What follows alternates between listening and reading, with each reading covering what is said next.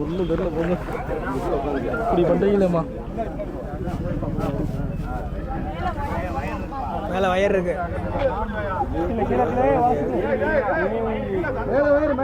கீழே தாழ்வா பையன்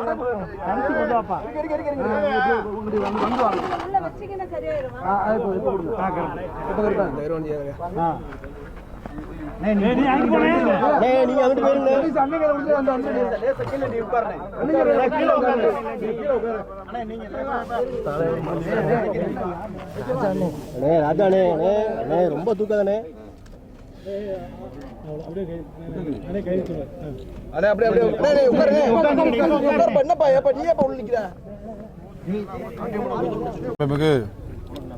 தமிழ்நாடு முதலமைச்சர், துணை முதலமைச்சர், தமிழ்நாடு அரசு சார்பிலே நேற்றைய தினம் அவனியாபுரத்திலையும் இன்றைக்கு அலங்காநல்லூர்லையும் இப்போது பாலமேடிலையும் அதற்கான பணியை துவக்கக்கூடிய கால்கோள் விழா நடத்தி அந்த பணி ஆரம்பிக்க இருக்கிறது.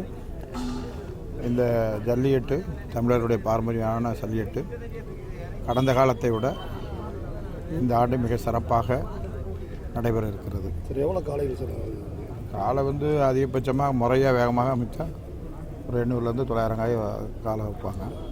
அதில் எல்லாமே ஆன்லைன் தான்.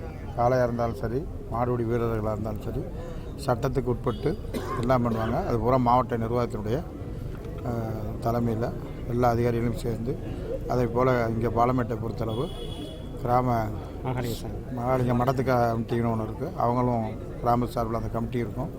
எல்லாம் இருந்து மிக சிறப்பாக இந்த ஆண்டு நடைபெறும். அரசு சார்பில் எந்த பரிசும் கிடையாது.